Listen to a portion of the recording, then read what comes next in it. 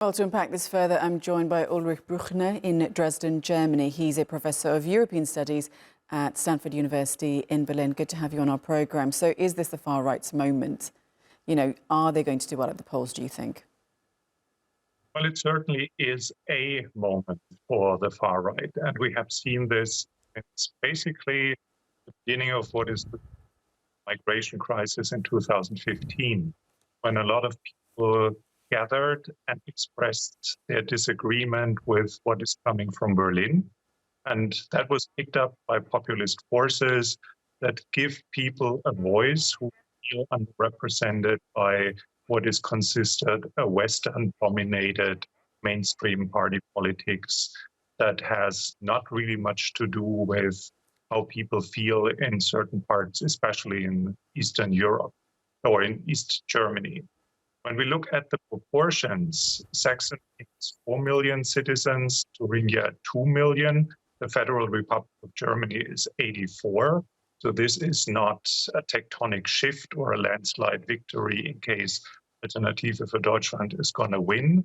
But it is a very alarming sign because so far Germany shows that its commitment to Western-type democratic standards is much stronger than what we have seen in other countries.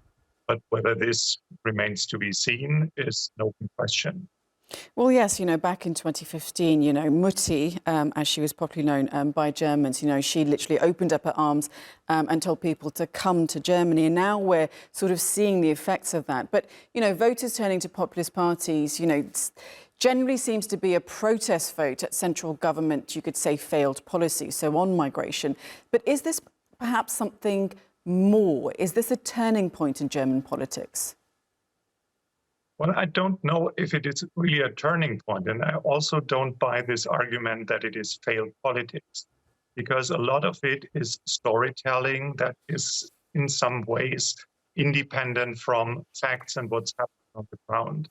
We look at the same phenomena, like how the pandemic was managed, how the financial crisis was managed, how we deal with global challenges, or what's about the support of the West for Ukraine's self-defense against the Russian aggression.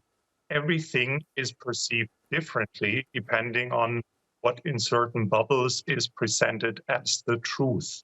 So on the one hand, it is alarming that society, as pluralist as it is, becomes more divided, and Germany also becomes more polarized, which wasn't the case in previous years. But at the same time, calling this the end of Germany as we know it is certainly an exaggeration. Well, we're seeing all across Europe that people feel disenfranchised, they feel let down. I mean, for all the issues that you pointed out, how is the AfD's anti-immigration, anti-Islamic rhetoric, though? Is that starting to, you could say, infect German society as a whole, or is it limited to where they have, pockets in the East? Well, it is something that spreads all over the country because a lot of populists are pretty good in identifying trigger points, what people make either feel unsafe. So this feeling of it's okay what I have done with my life and what I have achieved, but this is now at risk because a government that announced that the country and guide them to a fossil-free economy, and therefore we have to change our lifestyles, questions so many things that people consider to be the natural order of things. So not everyone who votes for the Alternative für Deutschland is automatically a Nazi. Not everyone who supports Sarah Wagenknecht supports Putin from the deep of his heart. But there are a lot of possibilities to mobilize people's fear or anger and challenge what used to be in the West of the Federal Republic a very strong belief that a Western-type democracy is by far the best possible political system, that this is questioned and people don't identify with this anymore. So it's not so much about we disagree about policies, but we have a very different perspective on what's the right political system. Well, you mentioned the natural order of things and the challenge of the electorate. Is there a challenge to perhaps to this natural, German Franco axis that we have, across the EU, Germany being obviously the engine of Europe, historically. But where does Olaf Scholz, and his centre-left coalition go from here? We've got a general election coming up soon, and we've seen in France, Marine Le Pen, she potentially could finally make her way through. We're seeing so many European countries turning to the far right. So is this possibly an inflection point in Germany now?